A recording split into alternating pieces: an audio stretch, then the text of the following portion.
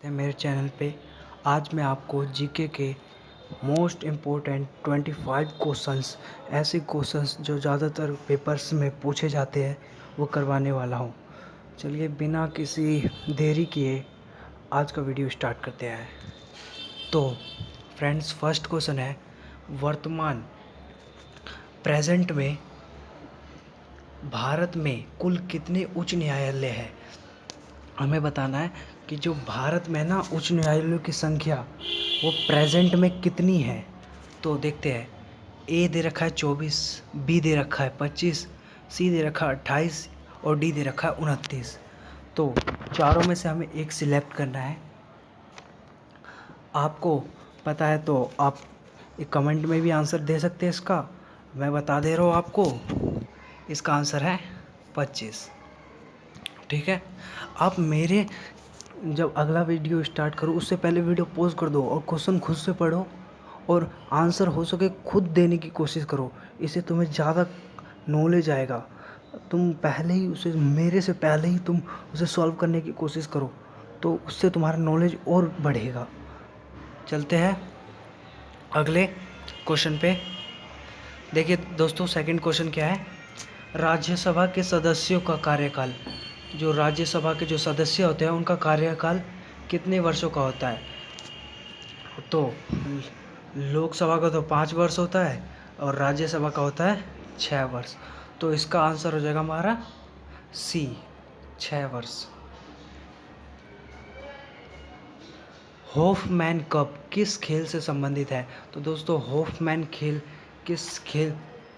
Hoffmann cup है एक, जो किसी भी एक खेल है जिसमें जीतने वाले को हॉफमैन कप दिया जाता है।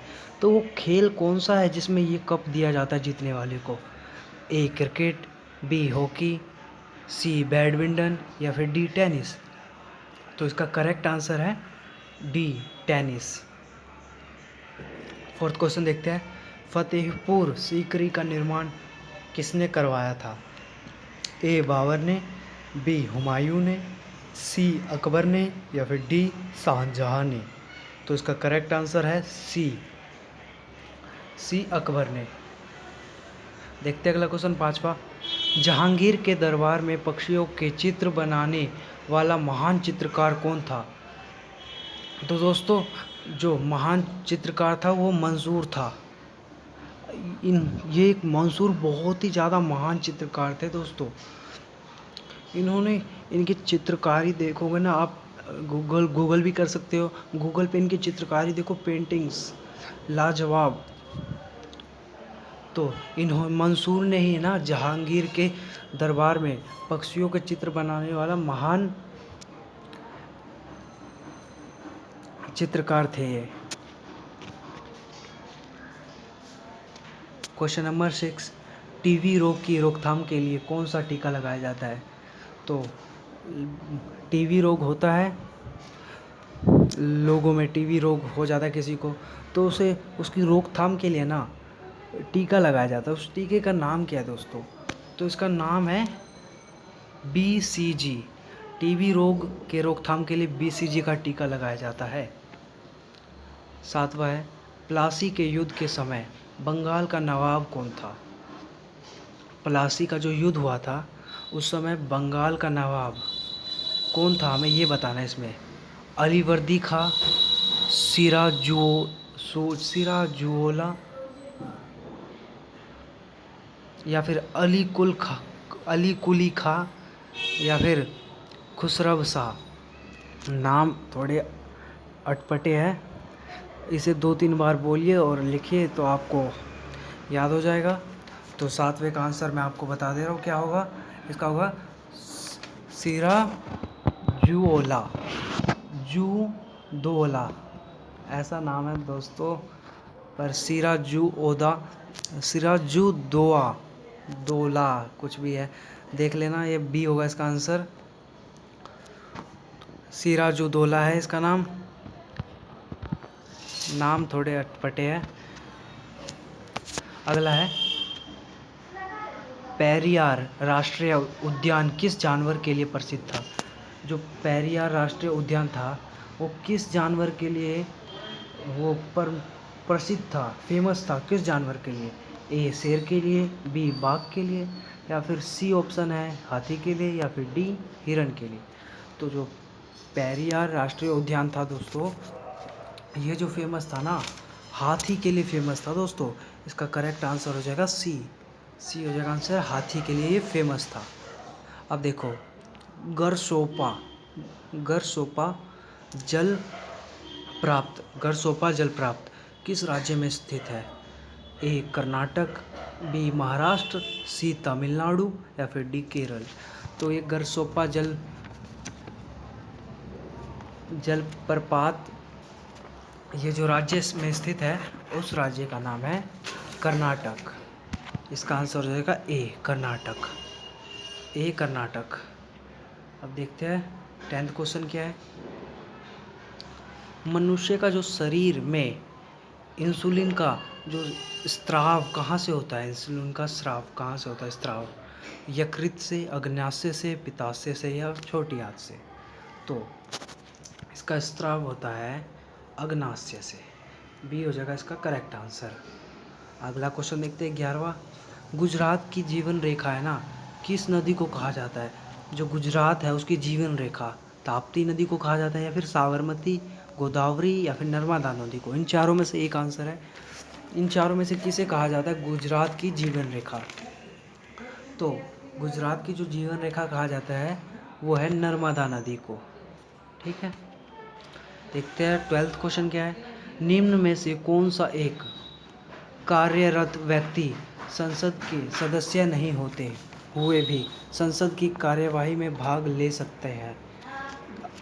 ये देखो दोस्तों, ये बहुत ही सही मस्त क्वेश्चन है। ये ज़्यादातर आप इसे दिमाग में बैठा लो, ये क्वेश्चन दिमाग में बैठा लो। ये क्वेश्चन, निम्न में से कौन सा एक कार्यरत व्यक्ति, एक ऐसा कार्यरत व्यक्ति जो संसद का जो सदस्य नहीं होता फिर भी वो संसद की जो कार्यवाही होता है ना उसमें भाग लेता है? तो संसद का सदस्य ना होते भी उसमें भाग लेता है, वो है महान्यायवादी। तो इसे राष्ट्रपति ही चुनते हैं दोस्तों। महान्यायवादी जो न्यायालय के जो अध्यक्ष होते हैं, इन्हें वही ये राष्ट्रपति चुनते हैं, और राष्ट्रपति को ये जो नाम भेजते हैं वो जो सर्वोच्च न्यायालय होते हैं ना उसके जो 5 वरिष्ठ जजेस होते हैं, वो जो न्यायालय में जो उच्च न्यायालय, सर्वोच्च न्यायालय के जो जज नियुक्त होते हैं उन्हें वही चुनते हैं, और वो राष्ट्रपति के पास भेजते हैं। राष्ट्रपति इन्हें प्रधानमंत्री के पास भेजते हैं, कहते हैं कि देखो इनमें कोई गलती तो नहीं है। तो अगर प्रधानमंत्री कहेगा कि हाँ मैं इन्हें पास करता हूँ, पर एक को रोक लेता हूँ, तो एक को वापस उन 5 वरिष्ठ जजेस के पास भेजेंगे, फिर से वो वापस भेज देंगे। तो उन्हें है ना उसे मंजूरी देखना पड़ेगा। एक बार बस राष्ट्रपति वापस कर सकते हैं, दूसरी बार आ गया तो मंजूरी देनी ही पड़ेगी दोस्तों। अगला देखते हैं, इसका हो जाएगा महान्यायवादी। 13 क्वेश्चन, मानव शरीर का ब्लड बैंक किसे कहा जाता है? जो मानव शरीर का ब्लड बैंक, ये बिल्कुल इजी क्वेश्चन है। प्लीहा को कहा जाता है, प्लीहा को मानव शरीर का ब्लड बैंक। 14, भारत की सबसे चौड़ी नदी कौन सी है? भारत की सबसे चौड़ी नदी है ब्रह्मपुत्र, और सबसे लंबी नदी है गंगा, और जो सबसे लंबी सहायक नदी है वो है यमुना। अब देखते हैं 15 क्वेश्चन। तो इस वाले का आंसर है हमारा सी होगा, 14 का सी। अंतर्राष्ट्रीय मजदूर दिवस कब मनाया जाता है? अंतर्राष्ट्रीय मजदूर दिवस कब मनाया जाता है? वो है 1 मई को। 1 मई को मनाया जाता है अंतर्राष्ट्रीय मजदूर दिवस। आप इन तीनों को भी गूगल कर सकते हैं। अगर आप चाहते हैं कि मैं इनके ऊपर भी कोई वीडियो बनाऊं तो आप कमेंट में कीजिए, सर इसके ऊपर वीडियो बना दीजिए, मैं आपके लिए इनके ऊपर भी वीडियोस बना दूंगा। पर आप कमेंट नहीं करेंगे, व्यूज़ नहीं बढ़ेंगे, हम मोटिवेट नहीं होते दोस्तों। इसीलिए आप ज़्यादा से ज़्यादा वीडियो शेयर कीजिए ताकि व्यूज़ ज़्यादा आएंगे तो हम मोटिवेट होंगे। तो 16वां क्वेश्चन देखते हैं क्या है। पेनिसिलिन की खोज किसने की थी? तो अलेक्जेंडर फ्लेमिंग ने की थी। पेनिसिलिन की खोज? तो इसका हो जाएगा ए, अलेक्जेंडर फ्लेमिंग। पोलियो रोग में शरीर का कौन सा अंग प्रभावित होता है? पोलियो रोग की वजह से शरीर का कौन सा अंग प्रभावित होता है, किस अंग पर असर पड़ता है? तो तंत्रिका तंत्र पर इसका असर पड़ता है। 18 हैजा रोग किसके कारण होता है? तो ये जीवाणु के कारण होता है हैजा रोग। ये बिल्कुल इजी है।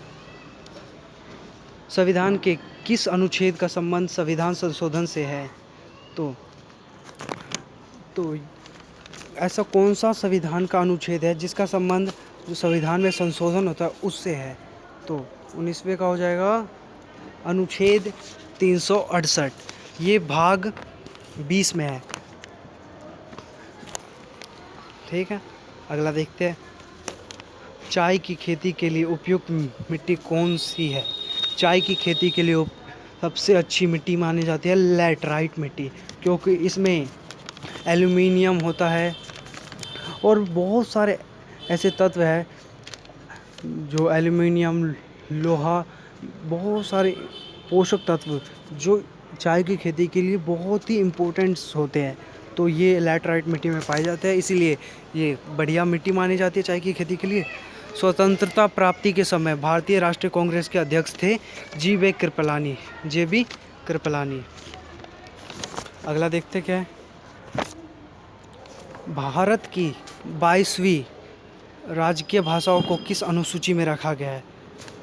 तो इसका आंसर जो है वो है बी, 8वीं अनुसूची में रखा गया है। बी आंसर करेक्ट है।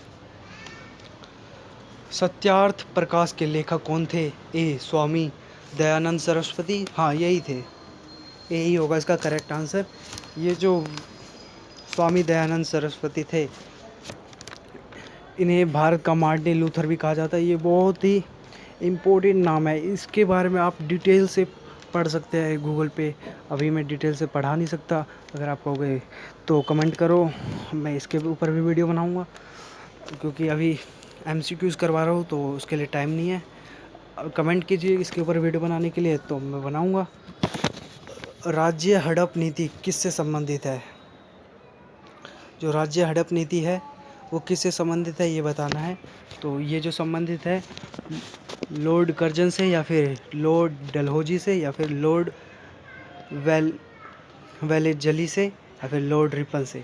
तो ये जो राज्य हड़प नीति है ये संबंधित है लॉर्ड डलहौजी से। अब देखते हैं 15 क्वेश्चन क्या है। 15 क्वेश्चन है, किस टीम ने 2019 का संतोष ट्रॉफी खिताब जीता था? जो 2019 में संतोष ट्रॉफी के लिए एक खिताब आई थी, संतोष ट्रॉफी का जो खिताब था वो 2019 में किसने जीता, इसका ये आंसर बताना है। तो इसका जो आंसर है आप कमेंट में दीजिए। देखते हैं इसका आंसर किस किस को पता है। अगर अभी तक आपने वीडियो को लाइक नहीं किया तो लाइक कीजिए, सब्सक्राइब कीजिए और ज़्यादा से ज़्यादा शेयर कीजिए। मिलते हैं नेक्स्ट वीडियो में। Thank you.